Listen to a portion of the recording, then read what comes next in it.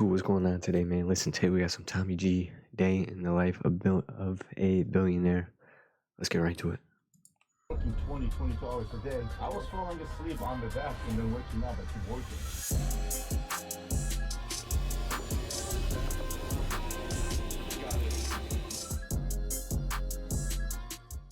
And how much does one of these cost? $7 to $10 million. And what made you decide to get two rather than just one? It just happened. How old do you want to live to be? I will live to 120 minimum. That's the off. Yeah, you broke. It's like everybody want to talk about money. And this is like the last thing that I want to talk about. It's almost coming like years ago. The outer world, it doesn't give you happiness. I wanna be a billionaire.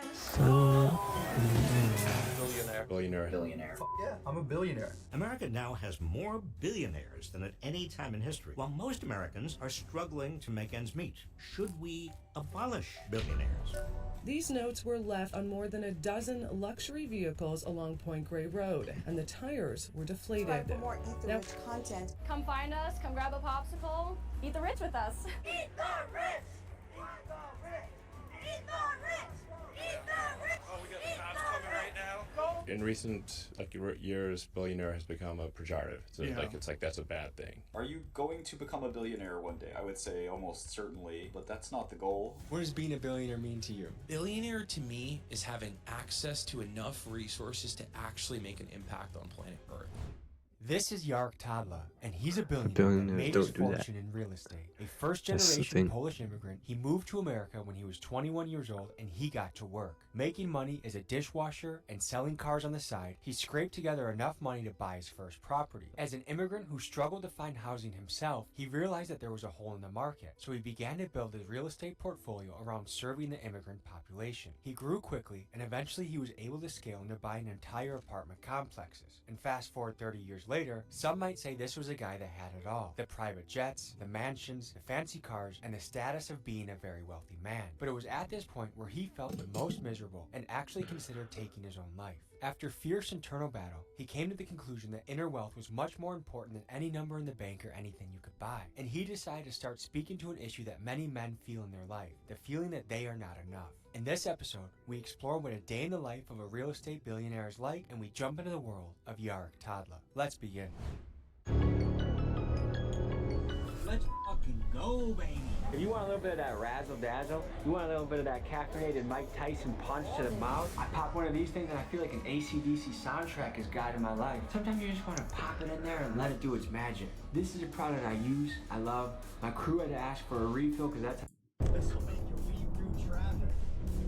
Let's go.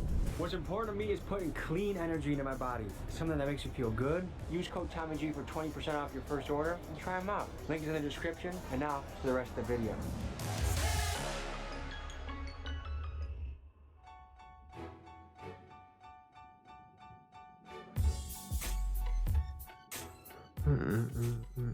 Today, we're diving into the life Neck, bro. of a billionaire. A lot of questions come to mind. What does a day in the life of a billionaire look like? A lot of us might have some preconceived notions. I mean, depending on who you are, you either might really look up to a billionaire, want to aspire to be one, or you hate them and you think they're inherently evil and maybe they've exploited people to get where they're at. Let's meet this man and let's see what he's about.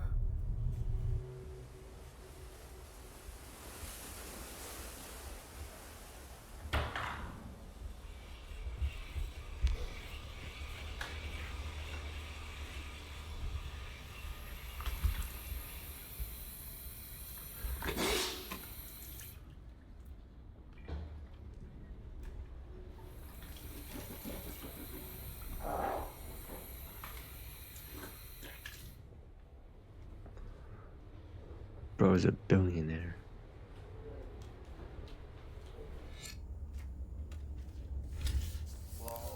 Hi guys. Nice to meet you. What's up, Pop? Good. I'm Yark Tadla. I'm an immigrant from Poland. I moved here in '93. I got Tommy G today at my house interviewing me, and I have no idea what I'm doing. You looked us up, you saw videos of us with gangsters holding guns, and you're probably like, how do I fit into this picture? You know which one I like the most? The one that you did with the stealing cars. You like the car thief. Holy shit. Like, I like that one. The one with the Miami is like, this is like a regular Tuesday. So like to me it was like, okay, so I wasn't impressed because I know that. Like this bubble I know. I don't know the other bubble. I think a lot of people in their head, when they picture a very wealthy man, they picture a person that like floats on air. I shit the same way you do, and everybody else, everything is the same. It's funny, I always tell my kids, it's like, it doesn't matter how much money you have. Just think of that, it's like, he shits like you do. He pees like you do. He gets sick like you do. He brushes the teeth like you do. Everybody is the same way. Despite Yark's humility, I want to draw attention to the fact that meeting a billionaire is like meeting a mythical creature. There's simply not many of them. With only 813 of them in the United States and 2,800 worldwide, they are super, super rare. I mean, you're twice as likely to bump into an NFL player and 4 times as likely to bump into a Navy SEAL on the street than you are a billionaire. This is an elite person. Now, to grasp the sheer scale of what a billionaire looks like, imagine this. Take someone making the average annual American income of $69,000. If they saved every penny, no taxes, no expenses, it would take them roughly 14,500 years to reach $1 billion. Now, to put that in perspective, they would have had to start clocking in at the time that humans were still painting on cave walls. Another way to picture it is this. If you stacked 1 billion single-dollar bills up to the sky, it would go up 67 miles high. That's insane. Some people say it's better to be wealthy and anonymous than it is to be famous and poor. But right now, you're entering the public sphere. You have a book, you're going to be on all these different shows and podcasts. Why leave the shadow, so to speak, and come out into the light? Because I almost committed suicide 2 years ago. The outer wealth, it doesn't give you happiness. It you up. I just hit bottom of the bottom. I had depression. I went through divorce like 5 years ago. It's the word is from the inside out, not from outside in. And if you don't understand the game, then you're pretty much screwed. I have to finish this paper. I'm swamped. No one told me college would be so... Yeah, do you want me to just stay here and watch the dogs?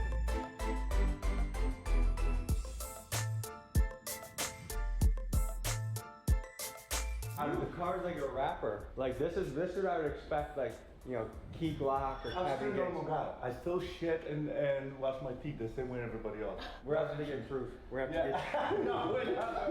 We were around here about 2 a.m. 2 nights ago with some guys with face tattoos and some of Kodak Black's cousins and street associates. It's interesting to me that 5 or 10 minutes down the road, you can go from Section 8 housing, people hustling, selling who knows what out of the apartment, to just a couple miles away, there's Rolls Royces. In Florida, it's a highway, like, you know, US 1. On the east side, on the water and all the canals, you know, it's the wealth, and on the other side, it's like, you know, but you know what? I moved here in 2010. It took me like 2 years to get used to it. I felt nobody get here impressed by cars, or jets, or yachts. It's like, even the kids, but you know what I mean? What cars do you like? Bugattis and stuff. I also like Porsche a lot. What kind of staff do you got? Housekeeper. I have a guy that takes care of my boats, my, you know, everything outside and all this stuff, and pretty much. Do you have a chef? Nope. Do you have a toilet seat warmer that sits on the toilet before you go on it, so it's Dude, warm? dude, when you're gonna see my bedroom, you're gonna. This is the most exciting thing about my house. Do you have a butt cheek warmer on your Yes. toilet? Do you have a bidet? Yes. Will you have yourself an ice cream cone on vacation? No ice cream? I don't eat sugar. No sugar. I don't drink. I don't do drugs. I don't eat sugar. I just don't. A lot of successful people are addicts. So when we do something, we do 120%. The same thing with bad habits. And I remember getting drunk with my best friend, and I said like, I'm never gonna touch alcohol again. He said that's gonna last 6 months, and then 6 months, and then a year, 2 years, and like it's been now 3.5 years. Is that a security guard with the vest up there? Yeah. Where's this military academy? No. He doesn't have a rifle on him, does he? Yes, he does. He does? Yes. My old school had 20 of those. Alright guys, study hard, have fun, make memories, alright? Bye guys. Thank you, bye. That's crazy. So you clearly see I'm the human, right? I like the views. Oh, but seriously, look at this shit. Look, come on. It does all you can do. Dude, this is Have you ever been in danger of getting hemorrhoids because you're enjoying the view so much? Is this glass tinted? Yeah. So you can be naked in here. Yeah. Triple shower head. I got shower free, all the stuff. Like this is not in my best position. This is a lot of shit. Like I take a long shower, all my routines, all my meditations happen here. Steve shower this. Just the sound system, just here is 25 grand. My ritual is in the shower, so I spend like 40 to 50 minutes, you know what I mean? And then 40 or 50 minutes in yeah, the shower. Yeah, I do a lot of shit with my, you know what I mean? Do you have any trouble with your water bill, or you can afford it? No, stop. Would you say the average billionaire takes good care of their body? Yes. There's not a lot of slobs that are. No, there are, but you need strength. I mean, you need to be physically and mentally. I mean, they're all over mentally. Like all the people that I know, very successful, very wealthy, they have enormously like mentally strong.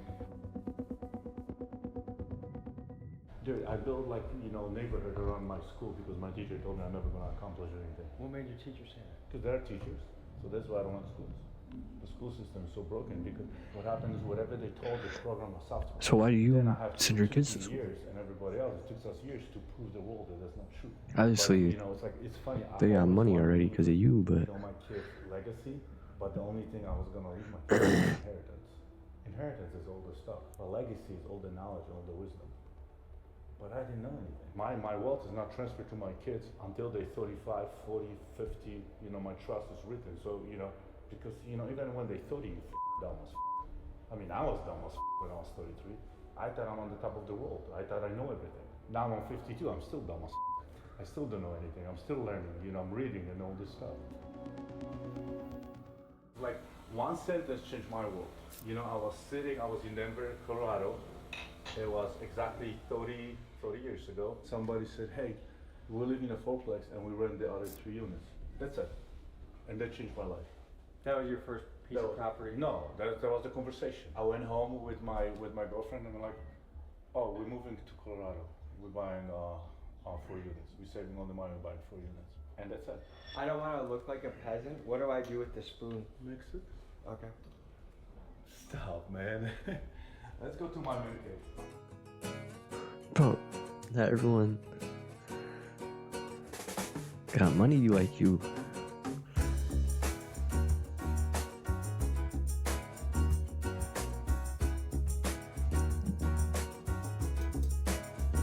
I moved here when I was 21. Okay. So you live in Poland from birth to 21? To 21. Okay, so what was it like growing up in a communist country? It's like that, like we were talking about the stores. It's like people have money, but there's nothing you could buy. So what happened is we have like everybody had access to, let's say, limited type of bread, sugar, vodka, whatever. There was no bananas, there was no fruits, nothing like that. I moved here, I was like, shit, I go to the store, it's like, what? Banana, chocolate, like all this stuff. Like you were going to the store, you were waiting in line to get a little bit. And it was like all the shelves in the stores were always empty. The information is limited. In this country, I learned about, an entrepreneur because everybody has money, but what happened was exchange of the services. So that's why the money didn't exist. And that's what is in reality right now either. It's an exchange of services that we do at the value we bring to the table. So what would you tell young people that want to try communism in America? Well, move to China or go to, still go to Cuba. Go to communist country and follow them and see and talk to those people how they work. This is my everyday mantra. Not today, motherfucker. So when the devil comes into my head and starts telling me, well, you don't need to do this, you fucking lazy blah, blah, blah. It's like, today is the day you don't have to. Today, motherfucker, not today. We're not doing this shit. How you doing? Are you Tommy? Nice to meet you, Tommy.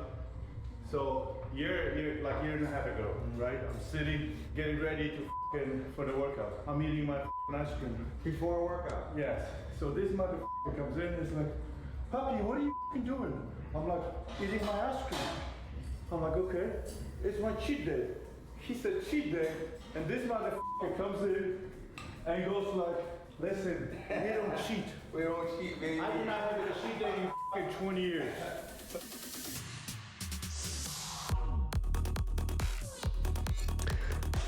I'd expect them to have a bigger gym for a billionaire. I guess you don't need a bigger one if you Get the right equipment. How old do you want to live to be? Wow, I will live to 120 minimum. That's 120? 120, yeah. Like, you know, it's like, well, if I have an accident and something happened, I have no choice, right? So But right now you're 52. 52, I'm young, I was just born. You think you're gonna live to 120? 120, yeah. That's my goal, minimum 120. How do you think you're gonna make that happen? Longevity, just, you know, take care of my body, mentally, emotionally, mostly physically. The right diet, eating everything right, and it's just daily routines on a daily basis. And you got a secret sauce, me. And yeah, that's it, that's a secret sauce. You think living to 120 is possible? Human body is capable of a lot of things that we can't even fathom, right? And I think your mindset is everything. Your mindset could push you to limits beyond your imagination. Man, the United States needs some help because when you look around and see how many people are fat and unhappy in the richest country in the world, it's just kind of mind-blowing. Just with all the poison that's in our food. And I remember seeing this during COVID. Everyone would be home, but you go drive by a fast food restaurant, lines around the corner. I'm just like, I just came back from Europe, right? You put cheese on ham in refrigerated Europe. 2 days later, they have a mold. They literally walk out of refrigerator. They're old. Their bread is fresh one day. Here, you put a bread, a month later you can eat it. The ham and the cheese stay in refrigerator for a month. We putting this shit in our body. Don't. So you don't play with demons in your head. You don't have that bullshit. A really good wrestling coach said, talk to yourself, but don't listen to yourself. So, because when you're warming up before a match, all of a sudden, my legs are weak, I'm kind of hungry, or, you know, maybe I need to take a shit, or when you just listen to yourself, all those voices creep in, like that you're not good enough, or that you're not ready. But if you talk to yourself, like, yeah, I got the pace, I'm gonna put this guy on a pace. I'm gonna put a pace on him and make some break, and I'm pacing, and I'm talking to myself, that helps keep the demons at bay. Sure. That's a good one. Could you set up the inner call in 10 minutes, in 5 minutes, 4 minutes? You're gonna jump out the TV, the thing. Okay. In office. The NFL season is here. Get NFL Sunday Ticket and YouTube TV. You can jump on a call in 3 minutes? Yeah, we'll have the inner circle call. Nice. Okay? Yeah. Yarrick is walking into his office to jump on his weekly call with The Edge, a group of high net worth men that meet to talk about their goals, struggles, and give advice to each other. Right? I mean, we need to reset. Because if we go 100 miles an hour, if we don't reset, it's like, that's gonna crash. And I gotta tell you, like, I keep talking about it, the demons are in my head all the time. That is like, you know, it's a gift and a curse because that's what we never stop. You know what I mean? You gotta give it all, and truly give it all. Take the money! Like you pray for something and then God gives it to you and then you get depressed. Are you the same man you were 3.5 years ago? Are you f***ing holding on to shit from 3.5 years ago? You're not the same motherfucker you were 3.5 years ago. Yes, motherfucker, I am in talk. Yo. Andrew, why don't you tell the motherfucker just about $130 million in real estate, so f*** off. Yeah, you broke. It's who you are in these times, Andrew, that will determine who you become. Why are they arguing? That's more important. For 13 years, he basically prayed for his kids to shut up, so that as soon as they learned to shut up, he prayed for them to start talking. I'm just showing you the blueprint of what's possible. It's up to you to figure out how. As fathers, it's our job to help them see that they could do it even better than us. In this grind, and we forget what is important. You know what I mean? And on the end of the day, none of our queens or our kids, they don't give a about the money. They just give a about us. Next level! That no matter what level of success you reach, there's always something around the corner. There's never a stage of life where everything is just settled in and okay and no conflict, no worries. Whether it's on the business front, relationship front, you always got something that's a challenge, and that's just part of being a human. Oh, that looks fine. Feedable, avocado, banana, coffee, peanut butter, almond butter, and chocolate cookie. Yeah, that's right up my alley. In the evening, what I do the decaf coffee. You know, so I don't drink coffee after 1 o'clock. For me, sleep is everything. You know? And my sleep is fucked up. Like, you know, when I wake up, like with oral, when I fucked up, my sleep is fucked. The whole day is fucked.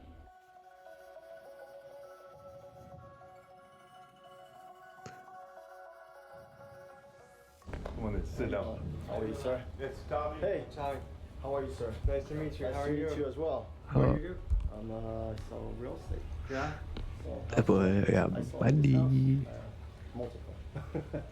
What's it like being in that market? It's my passion. I love it. It's exciting, you know, especially down here. I mean, look at this. So you're walking. It doesn't get much better, right? Forbes.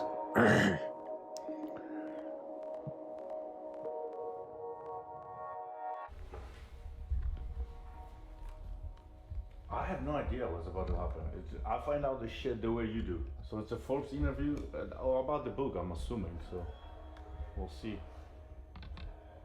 You know? Can you hear us? You hear me? Yeah, I can hear you all. Can you hear me? Hey, Mark. I can hear you. Okay. Nice to meet you. Nice to meet you. And we are recording.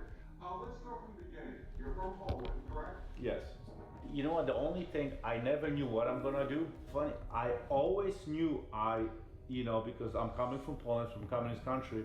I always knew I never want to work for anybody. I always knew I'm gonna be, entrepreneur, and I always knew that I'm gonna work for myself.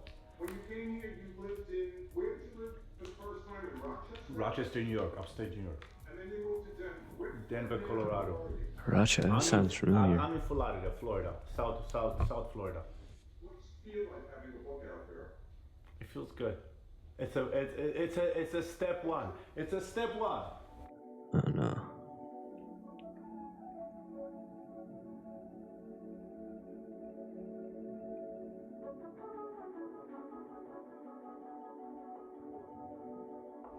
It was good, right? Good. Yeah. He felt that. You feel it? Yeah. Like, the thing is, you have such a contagious message. Because I think everyone, nearly everyone, in some way or form, wants to be here, wants to be in this palace on the water, wants I to can play have that a jet, piano. wants to have the real estate. And then for you to come and say, actually, guys, that doesn't fulfill you, that doesn't lead to happiness, it's kind of refreshing. Especially in Miami, we see the opposite. We see these guys flexing their Lamborghinis, flexing their women, flexing their whatever they got, their Gucci shirt, and it's a refreshing, honest, authentic, raw, true message. Everybody fucking want to talk about money.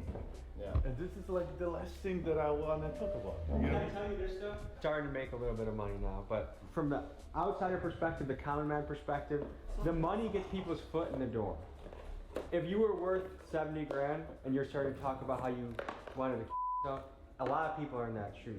But a guy that has made what you've made talks about that, it's like, holy shit. Like, I only could find people that, because in this society you get level of respect depending how much money you have. And that's what is fucked up. Because the best people that can teach you and they can show you, they don't have a time to share this on social media, they don't have a time to write a book, they don't have a time to be around. Because they're busy, their fathers are working 3 jobs. You know what I mean? But because they did not accomplish anything financially, so they don't have a word. why do you think that is? Well, you just said it. Because it's a bullshit story the society is giving to us. You get judged based on your net Yeah. worth.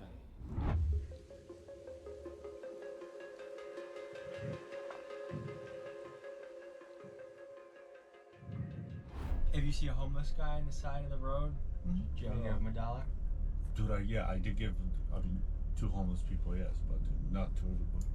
What makes you decide when you'll give him a couple bucks? I don't give to people that, sit on the street and just on the red lights. But like when I go by the homeless people and I see like they're really struggling or Yeah, Bohemian Grove. What is that question? Then I don't have a problem.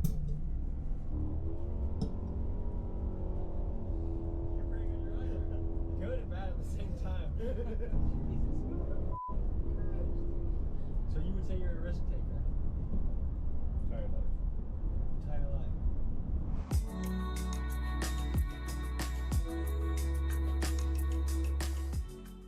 How long have you been flying private? 2 years. You just started pretty much. Yeah. It's comfort.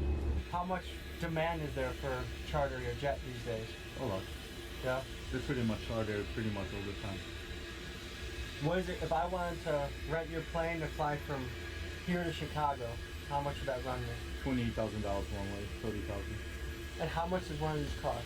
$7 to $10 million. And what made you decide to get two rather than just one? Well, what happened is, like, the way I entered the partnership, so they own few of them, so it just came with it. Like, It just kinda happened? It just happened. It just comes like that. Would you say you're frugal? I think so. Is it hard for you to spend money? You know what? It's hard for me to spend money on some things and easy on some other things. What's So, a hard purchase for you? if I can get the same value for different amount, that's what I'm struggling with. To get started in data analytics, you don't need previous experience. Come on, man. The Google Data Analytics Certificate. Polish immigrant, first generation American.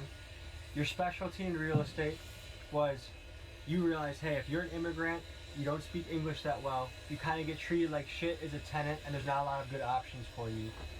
You're listening. So you plugged the hole in the market, and you catered to immigrants, right? Low income tenants, and that's because they're not being taken care of. A question you gotta ask yourself when looking at a bathroom: is this a bathroom that you would take a poo in? If it is, then it's the right bathroom for your client. Thanks. When you first moved to America, what job did you have? Dishwasher. Dishwasher where? In Rochester, New York. Okay. How long did you do that for? I was a dishwasher for a month because I quickly went from washing dishes to helping the kitchen, and I was a busboy and also waiter. How did you save up the money to buy a fourplex? I was in, college. I was community college, so the community college was very cheap. And I moved back with my parents, and at that time I also was buying and selling cars. So what happened is I was buying like a car after accident, fixing them, and then selling them. I was making profit. A big thing you did is you were humble enough to move in with your parents. Yeah. When most people would say, I just want my own apartment. And you saved a lot of money there. A lot. It saved me like another, $900 to $1,000 with everything. You gave the analogy before, like your first 10 properties are a lot harder than your next 100, right? Talk about your philosophy of momentum. Like we talked about, like pushing a car. It's hard to start, but the second you have a startup, you have it going, for some reason, then even if you think about it, you sleep on it, you think, you breathe, you shit this, like you think, real estate, suddenly everything around you just, starts going to seminars, start asking questions, reading the books about real estate, and you start, and that's the momentum. Okay, and so how old were you when you bought your first property? 23. 24. Part of getting rich is you have to own stuff, own your own business, own your own real estate, own something. So this is the first property I got. It's a 4-unit in Milwaukee. This is what's helping me be able to get my second, third, fourth property. Pretty soon I can peace out from the corporate world, do YouTube full-time, travel the world with the señorita, and live the lifestyle you want to live, So by 29, how many did you have? 73 properties. Called it. Free and clear or leverage? No, leverage. Okay. But what happened at that time in Denver, the market moved enormously. Like all the properties were appreciation in Denver, 7 to 9 and then to 12% a year. So, suddenly those properties were worth a lot more. At that time, I flipped all the little properties and I bought bigger. And then the game just started. Okay, so 29, 72 units, you retire, come back. How many units do you have today? Thousands. Thousands? And you're being vague for personal reasons, right? Yeah. But thousands of units. Mm-hmm. What's the biggest challenge in owning thousands of rental units? Operations, having the right crew. I think the biggest, when you even jump from 100 to 200 to 500, from 500 to 1,000, is the infrastructure you have to create. That's the biggest challenge. Have you ever been close to going bankrupt? Yes. Tell me about it. 2008. You almost lost it all. Also, that's what happened. That's the first time I hit depression, but I didn't know that's depression. I thought I'm just going broke and I didn't know how to deal with that. I started buying everything I could put hands on, everything, because suddenly I was like in 2096, 98, I was buying properties for $100,000 a unit, and suddenly it's 2008, and everything in Denver started crushing, and I was picking up properties for 27 a door, 21 a door, 19 a door. Wow. So I was buying everything. I'm like, this cannot last. And then Lehman Brothers went out of market. They went bankrupt. And I'm like, I'm closing a $12 million deal that I closed, that I raised the money, and the market was not recovered. And my investors start like, Yarek, I need that 20 grand. Okay, so I give him out of cash. Suddenly another one, I need 100. I need $1 million. Yarek, I need my $3 million back. I don't have the money. I have to finance the building. Nobody's giving loans. So now suddenly my big investors are coming like, Yarek, it's been a year. I need the money back. It's funny, Tommy, you asking me about the billionaires. I know how liquid they are. To every Joe, they, the money that they have, they're very liquid. But some of them, there's like two schools. Some of them, use all the money and leverage as much as they can, and some of them keep the money for safety. But everybody I know, they have a reserve accounts. When people hear the word billionaire, they often imagine vaults overflowing with cash, as if $1 billion is just sitting in a bank waiting to be spent. But usually that's far from the truth. Most billionaires don't hold their wealth in cash. They're investors. Yarek's fortune is tied up in real estate. Mark Zuckerberg's Facebook equity, and Warren Buffett, an astounding 99% of his wealth is locked into Berkshire Hathaway stock. Why? Because cash sitting in a bank doesn't grow. To become a billionaire, you need to put your money to work. You have to move it, invest it, and strategically place it in vehicles that generate high returns. And some would argue that that's the mindset that separates the wealthy from the ultra-wealthy.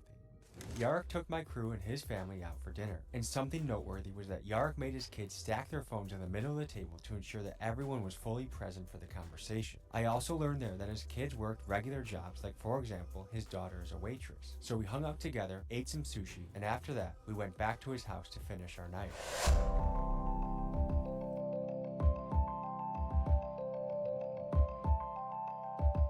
So, last thing before we get out of here tonight, we have questions from the Instagram chat. Do you care about the poor? Yeah, all of it. It's of course I do. This is like, I don't divide people. I don't segregate people between the, how financially, how strong or how poor they are, or I qualify people, and I care about all good human beings. If you're poor and dick, no, I don't care about you. Do your nuts feel bigger because you have money? Not the I love you guys. Nuts don't. Ego, yes. Your nuts feels bigger, definitely. In Poland, what kind of family were you born into as far as lower class, middle class, upper class? In Poland, there was there was lower class, there was middle class, there was no upper class. So I was definitely born in the middle class. Have you ever been invited to Bohemian Grove? No, I have no idea what it is. Like, have you ever been invited to some cult or No, I have. Is the American dream still Middle class, there was no upper class. So I was definitely born in the middle class. Have you ever been invited to Bohemian Grove? No, I have no idea what it is. Like, have you ever been invited to some cult or No, I have. Is the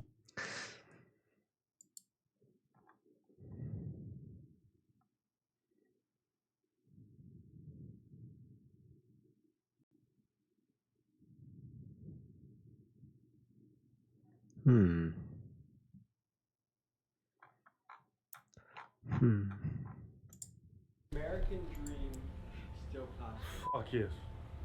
Huge. Huge. And I think it's more possible than ever was before. Why? Because of the social media and how quickly with the information exchange and how actually younger and younger people are getting wealthier and wealthier. We got to dive into your life. We got to learn a lot. I got to experience things that I've never done before. I've never been on a jet before. Thank you for that. Any final thoughts you'd like to leave the audience with? Remember, everything you need is within you, and the inner wealth is more important than the outer wealth. Enjoy life. Be humble and stay a good human being. Pleasure, brother. Thank you. Thank you. All right, I'm getting out of here. It's your bedtime, isn't it? It is. Holy shit, it's 9:30, brother. It's time. We catch you up late, Holy shit. Truly, thank you, man. Again, thank you, guys. All right, we'll see you. Okay, bye. Peace. Good night, Patrick.